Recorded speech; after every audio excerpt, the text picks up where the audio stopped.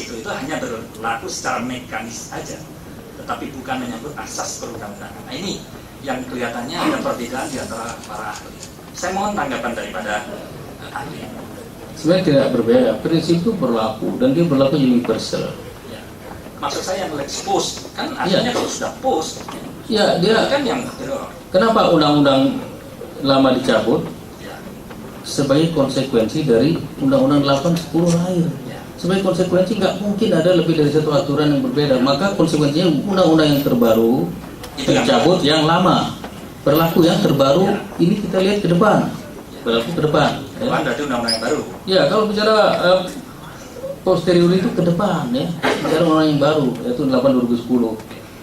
Kalau bicara periode undang yang lama, undang-undang tetap berlaku pada periodenya. Sebelum berlaku 8/2010 dia tetap berlaku. Maksud saya kalau ada di dalam klausul penutup undang-undang mengatakan undang-undang ini sudah dinyatakan tidak berlaku sejak diundangkan. Nah, bagaimana dengan penjelasan ahli terkait dengan prinsip perundang-undangan? Nggak ada yang salah, karena undang-undang itu dicabut ke depan, tidak pernah mencabut ke belakang. Jadi undang 8/2010 mencabut undang-undang dengan undang-undang 8/2010, maka undang-undang 2002 tidak berlaku lagi, itu ke depan selalu, tidak ada pertentangan sebenarnya. Ya, yang saya lihat hanya dari asasnya, ya. Pak ahli. Apakah asas ini memang juga harus diterapkan di dalam situasi seperti ini? Ya, memang harus, karena konsekuensi dari lahirnya undang-undang baru, maka yang lama harus dicabut.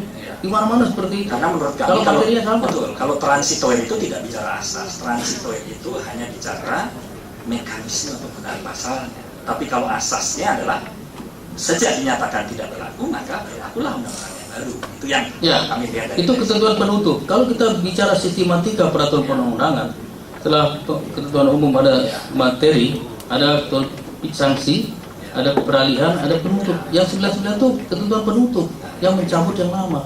95 itu peralihan, itu lebih banyak mengulang lagi yang lama berlaku pada periodenya gitu. Oke. Baik. Juga ahli tadi yang pertama, saya sebut saja Prof. Edi Harris. Ya. Dalam persidangan ini mengatakan juga kaitan dengan predikat crime.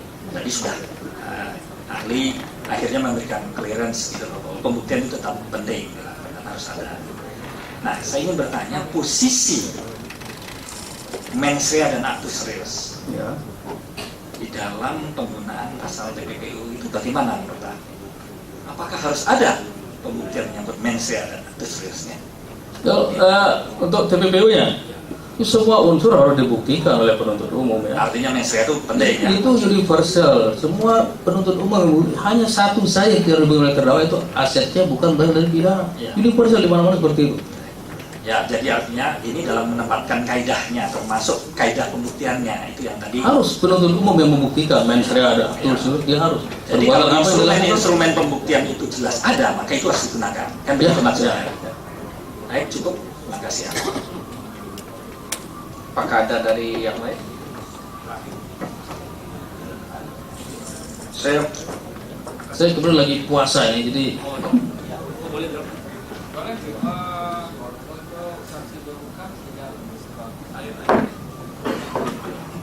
ada kewajiban buka puasa kalau maghrib. Karena itu kita harus tepat waktu kalau buka puasa. Kalau sidang boleh nggak tepat.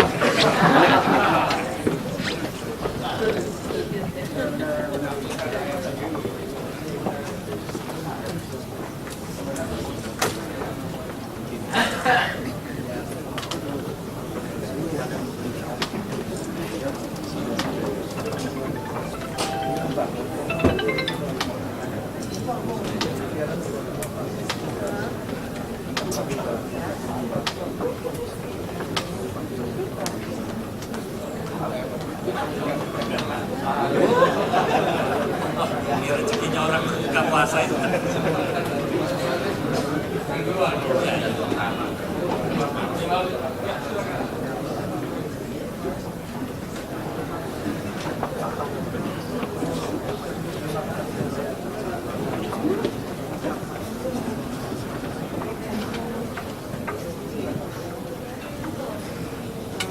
Baik, mungkin masih ada sedikit lagi dari penasihat hukum, kami persilakan untuk dilanjutkan. Terima kasih Yang Mulia. Saudara ahli, saya ingin melanjutkan pertanyaan dari kolega saya. Dalam hal pasal 99 kan sudah mencabut 15/2002. Artinya kalau dapat saya mengerti bahwa perbuatan-perbuatan yang diatur, perbuatan-perbuatan terlarang yang diatur dalam 15/2003, tentunya dengan undang-undang yang baru ini 8/2010 sudah tidak lagi menjadi perbuatan terlarang. Itu yang pengertian saya. Nah, pertanyaan saya, apakah mengingat seseorang didakwa pada saat undang-undang tersebut telah dicabut, di mana perbuatan yang tadinya dilarang berdasarkan undang-undang lama ternyata dicabut oleh undang-undang baru, sehingga perbuatan yang tadinya dilarang oleh merupakan perbuatan terlarang dasar undang-undang lama, dasar undang-undang baru dia sudah tidak lagi menjadi perbuatan terlarang. Apakah hal tersebut masih dimungkinkan seseorang didakwa dengan menggunakan undang-undang lama yang sebetulnya telah dicabut tersebut? Yang mulia, izin yang mulia, keberatan yang mulia. Ini pertanyaan ini sudah ulang berkali-kali. Dari majelis hakim sudah ditanyakan. Dari tadi PH juga berkali-kali juga. Jadi ahli sudah menerangkan kalau dia pendapat dia kan seperti itu. Kalau yang lama itu akan berlaku pada saat yang lama. Kalau yang baru ini cabut, akhirnya yang baru yang akan berlaku seterusnya, begitu yang mulia. Terima kasih yang mulia. Ya. Ya, silakan. Jadi ini mempertentangkan dua pasal yang berbeda. Pasal 95 itu adalah pasal peralihan. Anda lihat chapternya peralihan. Pasal 99 adalah pasal penutup. Pasal penutup adalah ketentuan mengenai berlakunya undang-undang. Sehingga wordingnya adalah pada saat undang-undang ini berlaku, ya, yaitu 2010, maka yang lama dicabut. Ngelihatnya ke depan, ya. Nah, kenapa ada 95 ini peralihan mengatur demikian? Karena untuk mengisi kekosongan hukum ada kasus tadi, kasus Hakim Manggila juga tadi, supaya tidak ada kekosongan pada waktu yang lama, periode terjadi yang lama, maka di reinstate lagi. Kalau terjadi pidana pada waktu itu, maka berlaku juga undang-undang yang berlaku pada waktu itu. Ini sudah prinsip di mana hukum pidana berlaku, positif ya hukum itu dipakai pada waktu peristiwa terjadi. Itu jawaban saya. Ya, itu pendapat ahli. Kalau tidak sependapat, jangan dipaksakan sependapat. Itu adalah bagian daripada demokrasi. Ya, lihat ada perbedaan para ahli. Ya, jadi dua chapter yang berbeda, jangan diadu-adu seperti itu. Satu peralihan, satu penutup itu. Tapi ada undang-undang baru, Pak. Iya, ya, yang berlaku ke depan, benar. Izin melanjutkan majelis. Silakan. Ahli ya, ini supaya tidak ganjal di pikiran kami ya. Ya. Melanjut pertanyaan dari majelis terkait kewenangan. Pertanyaan awalnya gini, menurut ahli, KPK itu berwenang nggak menuntut pencuri ayam? Pencuri ayam. Jadi pertanyaan tidak relevan ya. Tidak ada penyelenggara negara di situ. Jadi nanyanya yang relevan lah. Tidak berwenang. Yang relevan nanya. Ya. Tidak berwenang. Bisa jawab sendiri lah, nggak usah tanya. Nanya itu yang relevan dikit ya.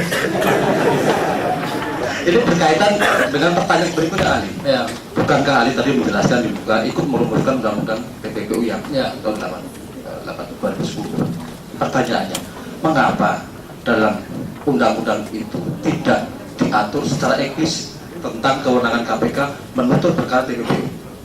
Kenapa nggak diatur secara eksplisit ya? Iya. Rumus tadi. Ya, memang kan dalam sistem umum yang ada kejaksaan, dan waktu itu sama sekali tidak ini. Kita banyak file di membuka penyidikan yang ditangani oleh kepolisian. Waktu itu kita buka saja ke penyidikan, resistensi begitu kuat, ya, begitu kuat. Sehingga prioritas perjuangan adalah bagaimana membuka penyidikan jangan hanya di kepolisian saja. Karena kita lihat ada masalah di situ, kita buka. Ini pun resistensi kuat dari terus terang dari kepolisian sendiri dan dari anggota-anggota DPR yang udah digalang untuk menolak itu. Jadi belum sampai ke sana perjuangan, udah itu pun udah berat. Memang tidak sampai ke sana waktu itu. Mengusulkan itu belum ada. Mudah-mudahan penjelasan ahli ini bisa kita validasi nantinya terkait itu ya. Oke. Boleh. Pertanyaan kedua. Iya, kami akan validasi. Saya tunjukkan buktinya ya, ada Pak Ugroseno, Pak Kapolri Ya. waktu itu, Bapak Karena ini Sri. menyangkut Ya. kredibilitas institusi lain tentunya. Oh, boleh, Ya, boleh. kami tanya kedua Sir. Terkait masalah beban atau sistem pemberian terbalik yang saudara ahli jelaskan, Ya. apakah itu bersesuaian dengan asas praduga tidak bersalah dalam pidana? Jadi ini dua hal yang berbeda. Tadi saya sebutkan ada pasal yang unsurnya harus dibuktikan terlebih dahulu ya. Apa yang harus dibuktikan di persidangan ini? Unsur-unsur tadi sebagian besar dibuktikan oleh penuntut umum, kecuali satu, objek tindak pidana hasil kejahatan. Inilah terdakwa membuktikan. Bagaimana saudara bisa menyebut bersalah seperti nosen sementara mens reanya, aktus seriusnya, subjeknya, semua harus dibuat oleh penuntut umum. Mana bisa saudara sebut itu bertentangan? Tidak bisa. Terdakwa hanya buktikan satu yang kecil, ya selebihnya penuntut umum. Tidak ada bertentangan bersama-sama inosen. Tidak ada praduga bersalah di situ, tidak ada. Tetap jaksa membuktikan unsur-unsur itu kecuali satu. Aset bukan berasal dari pidana, itu saja. Dari jelas belum?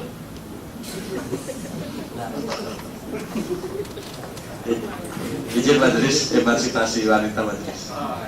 Silakan Ibu. Ya, terima kasih. Tadi ahli mengatakan ketika ditanya tentang dasar filosofis kenapa Undang-Undang 15 2002 dan diubah 25 2003 diubah menjadi 8 2010 itu tadi Kebutuhan domestik dan standar internasional ya. ya, dan tadi Ya. ada satu kalimat yang saya tulis bahwa terlalu susah untuk membuktikan bagi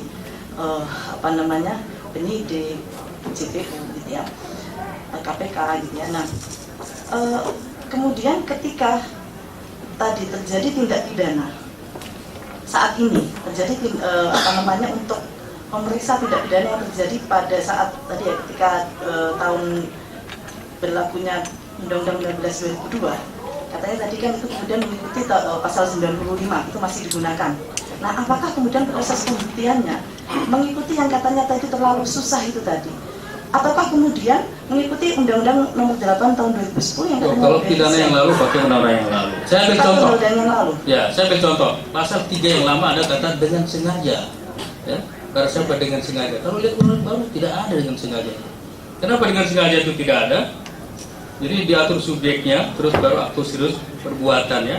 Karena di dalamnya sudah banyak yang diketahui atau patut diduganya. Itu kan unsur menyangkut mens rea. Kemudian ada dengan tujuan menyembunyikan, menyamarkan. Kalau ada sengaja dibuktikan, ini diduga tujuan itu terlalu banyak offset yang dibuktikan. Nah, yang tadi Itu contohnya kesulitannya. tapi tadi ketika ini terjadi tadi kan terjadi peristiwa pidana tahun itu yang kemudian baru didakwakan sekarang ini, maka itu proses pembuktiannya mengikuti Undang-Undang 16 2002. Iya dong, pematerial tetap yang lama ya. Tetap berlaku. Berarti itu kan melanggar tadi asas untuk efisien, lebih efisien. Dari sisi Itu bukan masalah efisien apa Dan enggak. kemudian menjadi Ini masalah berlakunya hukum asas material. keadilan. Kalau saya pakai Undang-Undang 8 2010 walaupun itu melanggar HAM, tidak boleh. Justru undang-undang yang berlaku pada waktu itulah yang harus dipakai gitu. Tidak ada masalah efisiensi di sana, karena ini masalah prinsip. Ya.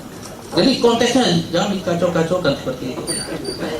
Ya, yang mulia, terima kasih. Sebenarnya begini ya mulia, catatan kami dari beberapa perundangan. Sebenarnya kewenangan jaksa agung itu ada terlihat. Makanya ini yang terkait dengan soal efisiensi.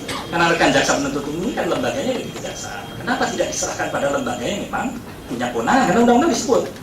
Di beberapa negara juga, secara akuntradius, jaksa agung memang memimpin penuntutan TPPU. Ini yang sebenarnya lex spesialis sistematik yang sebenarnya kita persoalkan dalam bentuk pertanyaan-pertanyaan ini Pak Ahli, sehingga tidak sekedar konflik norm yang muncul, ini bisa menjadi konflik atau benturan kelembagaan yang kita sama-sama dengar, termasuk apa yang ditanyakan oleh majelis. Karena kami melihat juga dalam prakteknya apa yang tadi ahli sampaikan, putusan-putusan hakim itu belum menjadi jurisprudensi, baru menjadi judicial activism yang masih bisa diperdebatkan, masih menjadi keberatan majelis sebaiknya itu menjadi bagian analisis dari pembelaan penasihat hukum, bukan untuk diperdebatkan di sini. Jadi terima kasih majelis. Kami justru melihat pasal-pasal itu. Dengan itu apakah masih ada yang mau ditanyakan? Terakhir dari apa? Kami hanya memberikan catatan itu. Sebaiknya penggunaan undang-undang juga jangan menimbulkan konflik kelembagaan, apalagi konflik norma. Saya rasa itu yang mereka maksud. Jadi boleh saya jawab sedikit ya? Silakan. Jasanya orangnya ini juga, ini dari kejaksaan juga. Semua bertindak untuk negara, untuk kepentingan umum. Dia menuntut untuk umum negara, dioper ke jaksa sana untuk kepentingan negara juga, sama saja. Mereka pun jaksa mesti jaksa aktif. Jaksa satu untuk semua, Pak. Iya, kalau disebut di negara lain penuntutan korupsi oleh katakanlah Kejaksaan Agung, misalnya DGO, Departemen DOJ di Amerika misalnya. Ya sistem di sana seperti itu, tapi apakah mereka punya KPK seperti Amerika sehingga yang menuntut yang meriksa dan menuntut korupsi adalah KPK? Nggak punya dia. Jadi jangan ambil perbandingan yang tidak kompatibel, harus apple to apple gitu. Jangan ngambil yang penetapan itu. Masih. Jasa berwenang menuntut. Nah, untuk TPPU ada. Tapi dalam kasus seperti ini yang di sini KPK lah yang menuntut. Silakan.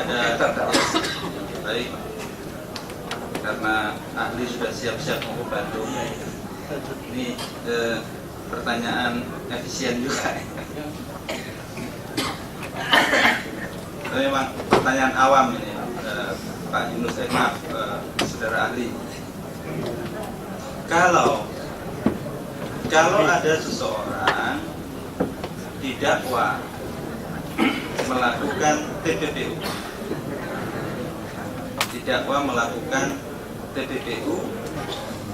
karena menerima pemberian, asalnya PPU-nya itu berasal dari pemberian seseorang atau sebuah korporasi, ya bisa suap, gratifikasi atau apa, ya. Predikat crime-nya ya. Tetapi kemudian itu tidak ada, itu tidak terbukti, itu tidak bisa dibuktikan, itu hanya cerita dan seterusnya. Apakah itu TPPU? Sangat dianjurkan dakwaan itu kumulatif ya. Dua-duanya dibuktikan untuk menghindari pelanggaran azas nebis in idem ya. Kalau memang tidak ada tindak pidana asalnya, ya tidak akan ada ini. Sehingga dakwaan harus dibuat gabungan karena menjaga pelanggaran prinsip nebis in idem tadi. Kalau dibuat terpisah, ini dihukum TPPU ternyata ini bebas, ya itu bisa sesuai ya. Orang dua kali diproses, satu bebas satu enggak. Jadi tetap prinsipnya predikat crime harus ada dan terbukti ya? Harus ada dan nanti dibuktikan di pengadilan. Baik. Yang didakwakan harus dibuktikan. Kalau tidak ada berarti tidak ada TPPU ya? Tidak ada predikat crime, tidak ada TPPU. Baik, terima kasih. Terima kasih Yang Mulia. Saya kira cukup semua. Kalau kami dari JPU sudah cukup, mungkin kalau dari Promovendus masih mau menambah lagi, silakan. Saya kira cukup. Terima kasih saudara ahli atas kehadirannya. Sudah bisa meninggalkan ruang sidang atau mau ke Bandung. Ya, baik, terima kasih. Buka puasa, udah ya, makan dulu.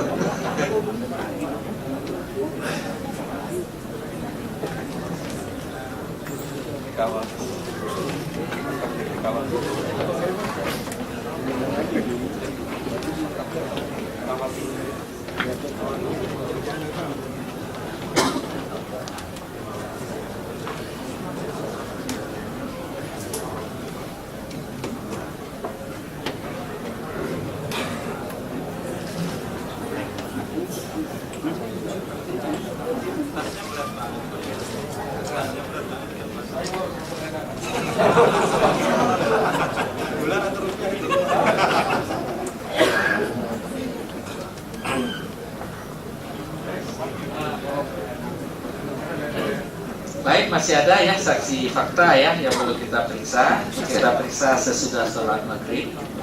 Jadi kita skor untuk sholat maghrib. Insyaallah kita mulai di jam 7. Demikian sidang di skor. Terima kasih ya. Terima kasih anak-anak.